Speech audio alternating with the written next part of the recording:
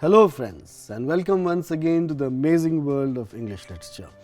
My name is Amit Ranjan and we have been discussing various poems from your textbooks. Today we are going to discuss the poem Travel by Edna St. Vincent Millay from your Class 7 textbook Poorvi. This is Unit 4. So let us first have a look at the poet Edna St. Vincent Millay, who is one of the most fascinating figures of American literature in the early 20th century. She was a literary rebel. She lived from 1892 to 1950, and she is absolutely a fascinating figure. She mastered traditional poetic forms like the sonnet and other forms, but used these forms to express the modern spirit of her age of the 1920s, a time of social and industrial change and a thirst for freedom. So by this time, with all the colonialism, industrialization, the world was really struggling for poetic expression, and she provides that to this time. Edna St. Vincent Millay is also a Pulitzer Prize winner, the first woman to win Pulitzer, also Robert Frost Prize for Lifetime Achievement, amongst other things. She also wrote prose under the pseudonym of Nancy Boyd, and she is an eminently powerful anti-war writer.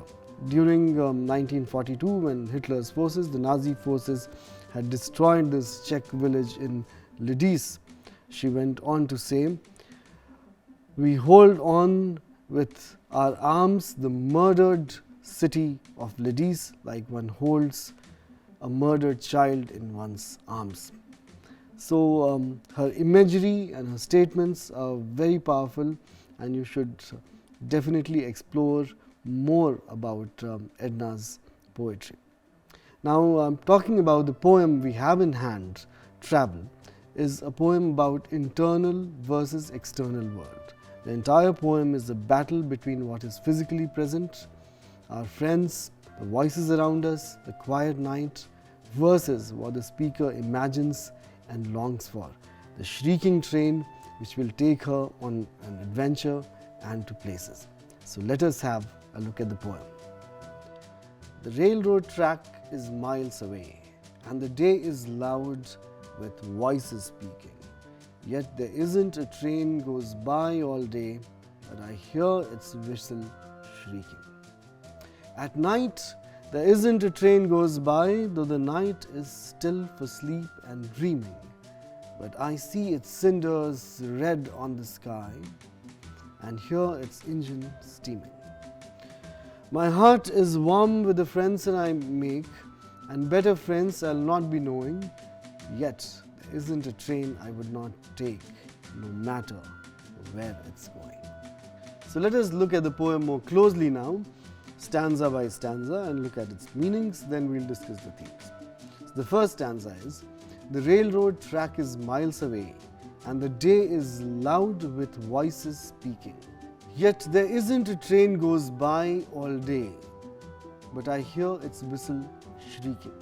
So there's no train that is going by, but she still hears the whistle shrieking. And also see, the word shriek has been used for whistle. Generally, whistle becomes the verb itself, like the bird was whistling, but here it's like a loud shriek. It's like a screeching voice, like when a train blows the siren. So there is no train. There are lots of voices around the poet. The railroad is several miles away. There is no train on that railroad. But the poet can hear, or this character can hear, the whistle loud in her ears, which means that the internal world, the imagination, sometimes we hear a lot of things. The imagination is much more powerful than what is happening around you. There's a longing to belong to the train. There's a longing to get onto the train and go somewhere. So it's so visually rich. The whole 4 lines evoke the image of a railroad in a countryside, and the whistle shrieking of the train, and the whole romance of it, the whole longing to get on the train.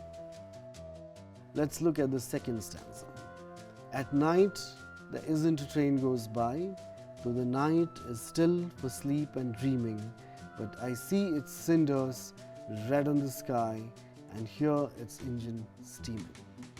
Now this is a very visually powerful stanza, and it's such a short poem but which is so evocative of train. So the poet says, all night there isn't a train goes by. So at night also there is no train going by. Like in the day also there was no train going by. And then she says, though the night is still for sleep and dreaming. So the night is there to sleep and to dream, for quiet. So look at the comparison. During the day there were voices all around. At night the atmosphere is for sleep and dreaming and it's still. But what does the poet see? She sees, but I see its cinders red on the sky. What are cinders? Cinders are burning coal. And we are talking of 1920s when there were steam engines. And coal was used to fire the steam engine, and with the pressure of the steam, the engine would move and the train would move. So earlier, the imagination of a train would be coal and burning red hot coal. And she sees the image of that reflected on the sky, like the whole sky turns red with the fire in the engine. And I hear its engine steaming. So one cannot really hear the steam, but she converts this visual image into a sound image, where the whistle that comes out because of the steam in the engine, the shrieking whistle which is called in the previous stanza, here it becomes the engine steaming and one can hear it. So it's a very powerful image that is evoked. During the day what happens is that despite all the loud noises around her, she still hears the whistle, and night in her dreams the train comes and she sees a bright red sky because of the reflection of the coal and the hiss of the whistle that comes out from the engine. Let's look at the next stanza. My heart is warm with friends I make. So now the poet or this character is talking about her life, which is you have several friends around you, you're surrounded by your family, your friends, your atmosphere, your job and so on. The heart is warm, it's content, it's a good life that she's leading. And better friends shall not be known. So she has friends, and there are many good people who could be friends who she'll not be able to know. Because one has one's own circle and so on. In the next lines, she goes on to say, yet there isn't a train I would not take no matter where it's going. And the last two lines are the most powerful ones, where there is a beautiful country life that the poet is leading, or urban life, whatever it is, surrounded by friends, contentment, and in the end she says, yet there is not a train I would not take no matter where it's going. So if she sees a train, she'll just jump on it and go somewhere, which means that the idea of travel on train is so compelling that she would leave her current life and go wherever. So it's an irrational idea compared to a practical decision of staying where you are, but there's this urge within this character, this poet, to go wherever a train takes her. So this was roughly the meaning of the poem stanza by stanza. So now let us discuss the poem's themes. Like just discussed, the existential call of the unknown is very important. What is an existential call? So we think about our existence, we think about how we are leading our lives, we think about what we are missing out. We may have friends, jobs, but we think of faraway lands, of a wild life, life of wilderness we can lead, or the question, what is life supposed to be? So this is an existential call of the unknown, when we feel that we must go somewhere. So this train is not just a train, it's a metaphor. It's a symbol of the longing to travel. Human beings always want to travel to see the other side. That is how all the exploration in the world happened, that people got out of their comfort zones from their continents to discover the world. So the train here represents the unlived life and the fundamental human drive for movement as has always been. So we know people moved out first from Africa to various continents. In the modern world, we know that people moved out of Europe, went to America, to India, to Australia, and so on. But generally, just in individual lives, we want to travel, we want to see the other side, we want to know what other people do, how they think, what their emotions are like, how they resonate with us, and so on. So there is an innate restlessness, which is an internal force in us. So for example, in the poem, the poet says, the train track is miles away, and yet the speaker is able to hear and see the train constantly. So this is the power of our human imagination. The train is not there, and yet the train is always there in the mind of this character. This proves that the longing that we have for travel, for knowing the other side, is not external, but that it's built deep into our mind. It's a thought that is unstoppable, and it comes on its own. And then we also hear sounds, the siren songs, the whistle of the train, which is we know as siren. We know siren today as the siren of ambulance, of police vehicles, and so on. Why does the poet hear it over the loud with voices speaking? So the siren of the train. Now the word siren is very interesting. Today, like I said, we know it as the siren of the ambulance, of the police vehicles, of the fire vehicles, and so on. But the word siren comes from Greek mythology, from Odyssey, where sirens are these mythological women who sing songs on the ocean and lure sailors to their doom. So the sailors go in the direction of the song and they get caught in the whirlwind of the ocean and die. So originally the word siren means mythological female characters who sing enchanting songs, and which is very pertinent if we look at the word's original meaning in this poem, that the whistle of the train, which is like a siren, which is not particularly enchanting in terms of an ambulance vehicle or a police vehicle. Here the siren of the train, the hoot of the train, is ensnaring, it's enticing, it's calling the poet towards that. When you hear the voice, the whistle of the train, you want to get on the train, you want to run to the train wherever it is. Because the train's whistle is the call of adventure, it is a call to travel. It's more compelling than the sound of daily life or social rules. So the humdrum of daily life, the routines that we live in, it's a call to break that, to do something special, to find, to explore. And then the radical final statement. The final lines are the key to the theme. Yet there is not a train I would not take, no matter where it's going. This is an existential choice. It means that the act of leaving is more important than the destination. The freedom of motion is prized above the stability or a defined goal. Now let us look at it from a different perspective. From the perspective of a woman, because it's a woman poet. Women in 1920s did not have much choice anywhere in the world. They were generally bound to their houses, housewives, and even though it's a life of contentment that she has, where she has friends and she doesn't really specify, but it's a life of contentment. But she is voicing every woman's aspiration of that time, and probably of our times too, that she would take the train. If an opportunity came to escape, she would escape and go somewhere.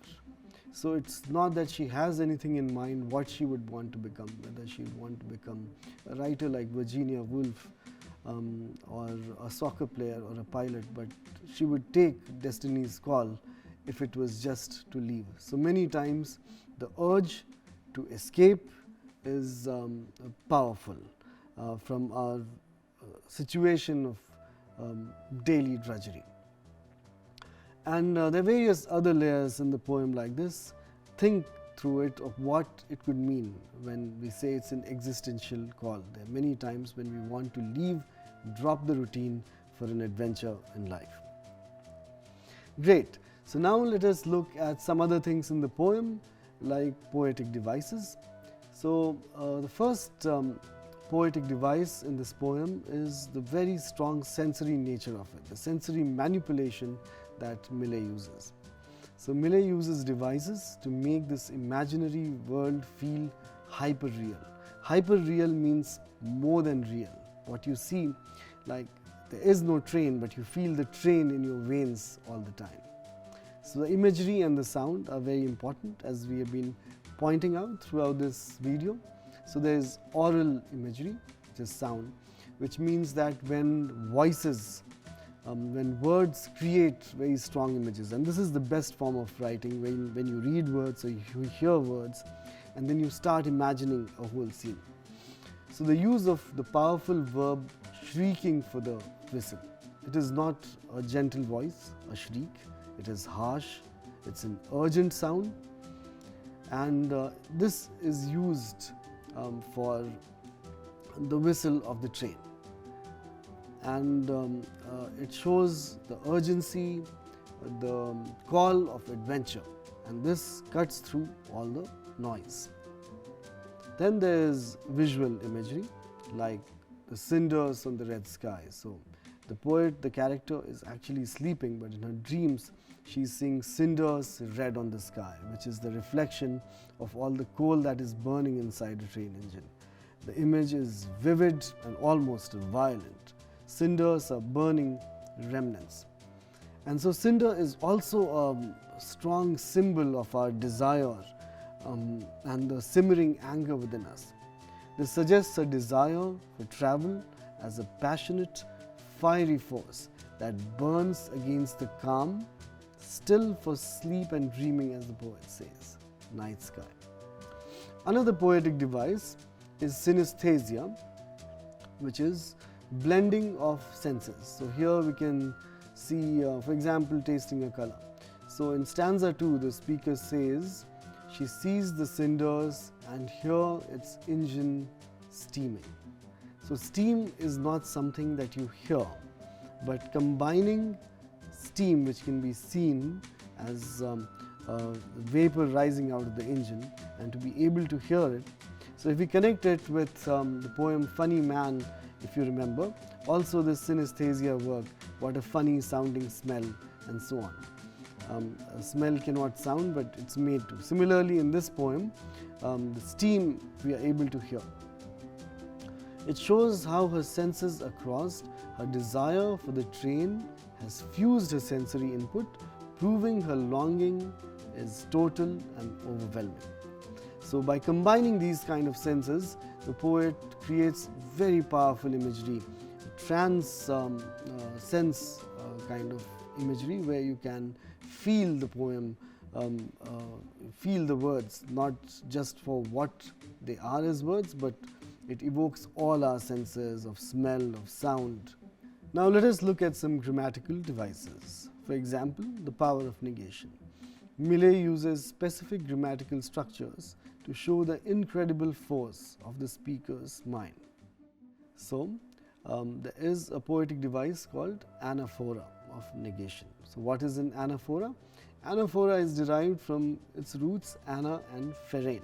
Ana is back, pherein is to bear the burden. This is a Greek root, which means to bear the burden back, which means in English simply repetition, when you repeat something. So the train is not there, you have noticed, is repeated in all the three stanzas. So in stanza 1, it is yet there isn't a train. In stanza 2, all night there isn't a train. In stanza 3, yet there isn't a train I would not take. So we can see the repetition of there isn't a train in all the three stanzas. In stanza 1, there isn't a train. In stanza 2, all night there isn't a train. In stanza 3, yet there isn't a train I would not take. So see the repetition and how different words are used with the phrase to emphasize the effect by repeatedly stating what is not there. The train is not there. She forces the reader to confront what is there, the persistent, powerful idea of train in her mind and in our mind. This is a subtle way to emphasize the internal drive, our internal voices, and how our imagination is as important as the world that we see. It's also very interesting to look at the syntax or the sentence structure of the poem. It uses clear, simple sentences. The straightforward declarative syntax makes the emotional depth feel undeniable and honest rather than dramatic or poetic fluff, as you would say. The speaker is simply stating a fact about her heart. Also, let's look at juxtaposition. Juxtaposition is when you place two contrasting things side by side. So the grammatical structure pits the warmth of friendship against the cold metal power of the train. My heart is warm with the friends I make, juxtaposed with, yet there isn't a train I wouldn't take. The final choice is between the comfort of relationships of home and the freedom, the adventure that the journey offers. So in conclusion, Travel is a concise masterpiece, this poem. It uses vivid imagery, sensory blurring, all our senses get mixed up, and a simple structure to explore a deep theme. And all great poems have simple structures. The fundamental conflict between settlement and restlessness. So, in terms of modern application, the internal train that is in our mind, Millet's poem is a literary ancestor of modern wanderlust and the constant feeling of needing to change your life. It's more pertinent than ever before, where there's so much hustle and bustle. People are so stressed that we constantly want to explore new things and change our life. Actually, and in fact, wanderlust is as old as the human civilization and nearer home as old as literature. If you haven't heard the John Denver song, Country Roads Take Me Home, he says, life is older than the trees, younger than the mountain, growing like a breeze. So the wanderlust has always been there, older than the trees, younger than the mountain. So here is a discussion topic for your class and for your friends. The speaker is pulled by a physical object, which is the train in this case. In our digital age that we're living in, what non-physical signal or image acts as the shrieking whistle? Do you hear a call that pulls us away from our comfortable reality? How does the unknown appear to us, to your generation? So the power of this poem is that the speaker knows what she is giving up and she chooses the unknown anyway. It is a testament to the irresistible force of individual desire for freedom. And in this regard, you should also read John Masefield's poem Sea Fever, where he says it's a wild call that cannot be denied. It's a clear call and a wild call that cannot be denied. So that was the poem The Travel, which as you have seen is very fascinating, by Edna St. Vincent Millay.